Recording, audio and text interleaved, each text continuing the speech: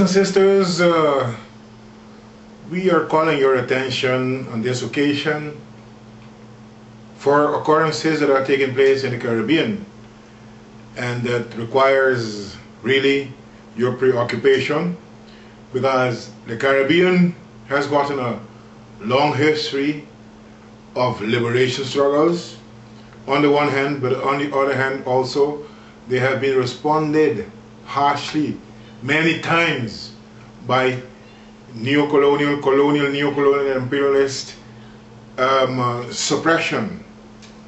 Take the case of the many revolutions we've known of the enslaved people looking for their liberation.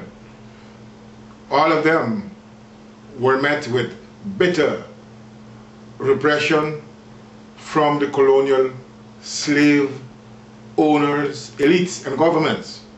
Sometimes they even pulled together, the British and the Dutch or the French, what have you, to effectively crush one another revolution.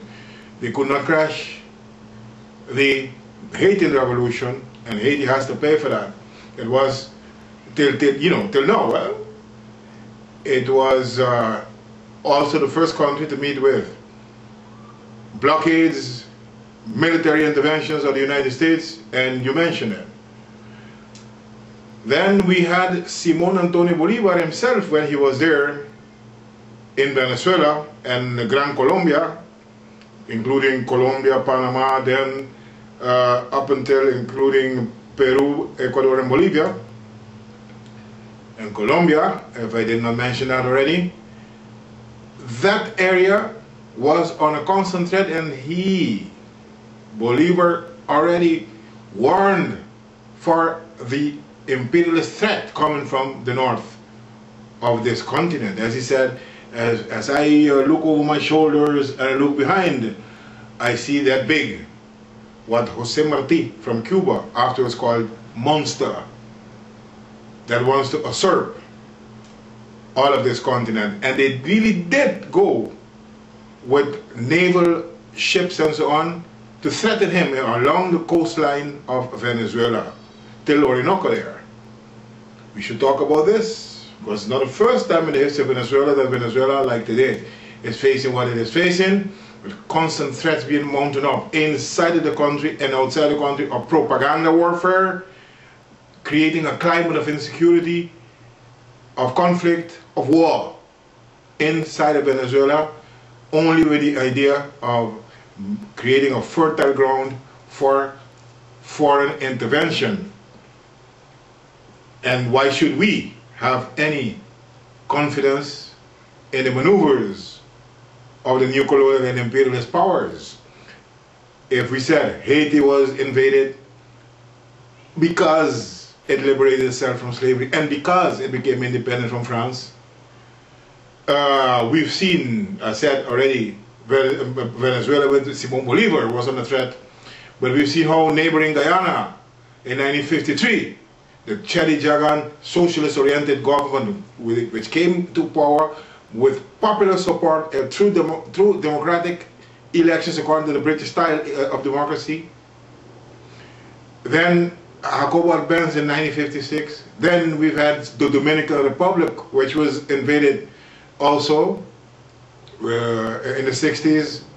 Then Cuba, that was invaded through mercenary attacks at the Bay of Pigs, but failed, of course, because of the people's response to it, defending their territory, defending their liberty from neo-colonial and former slave owners, conspiracy governments with the United States. Got to be clear. And why should we have any doubt that we've seen what has happened in Grenada with its capital St. George's, after an internal problem was met with invasion in 1983, on the 25th of October, of US forces.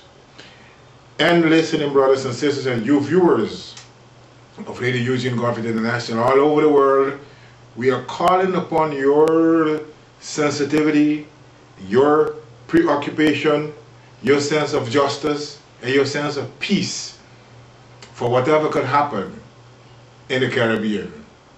Especially as we heard the other day, some phony space talk about Trinidadians and Guyanese who were plotting to bomb blast an airport in New York. The whole thing simmered down and no one is hearing anything about it. It made me automatically want to think that what are the imperialists cooking again? And I thought of Venezuela to begin with, where I see that the propaganda internationally is becoming more and more hotter against the process of liberation in Venezuela, which is giving the power to the people, to the mass of the people for the first time. And that is exactly what Simón Bolívar had fought for. And that is exactly what José Leonardo Chirino and Joseph Caridad González had fought for democracy, meaning to say the power in the hands of the people and to the benefit of the people, being them indigenous, Africans, Europeans, Asiatic, or for the Middle East of Europe, being it the Arabs or Jewish or what have you, all on one horizontal line of togetherness. And that is for the first time that Venezuela has really come to what we could say to be a country of equality, and that should continue and persist. And also we want to call the CARICOM to play its role, as we said, to put on its agenda the decolonization of our area, as the United Nations has asked for. Because never once should we believe or be too comfortable with the fact that right in front of Venezuela we have Curacao and Aruba, that are Dutch occupied territories, or Dutch run, and at the end of the day territories, if you wish you could call them even colonies or semi-colonies, whatever you want. But they're tied up to Holland, they're tied up to the European Union, they're tied up to the NATO, which maybe is not that active in Europe, but in the Caribbean it is. From Guantanamo to Curacao, down to Curacao, up again to Guadeloupe, Martinique, Cayenne over there, and up to Puerto Rico, and so on and so forth.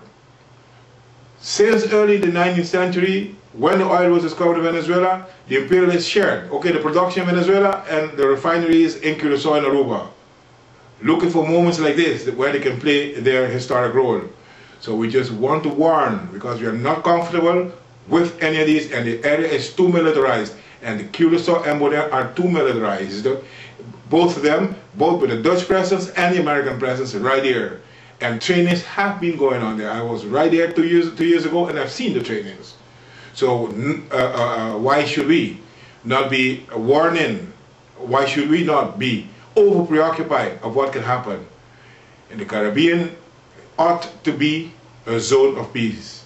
And Venezuela is, I repeat again, once more I would say, Venezuela, for historical reasons, for social, cultural, economic reasons, political reasons, is another Caribbean country and need our support. Thank you so much, and I am Eugene Ggodfried, yours in steadfast friendship.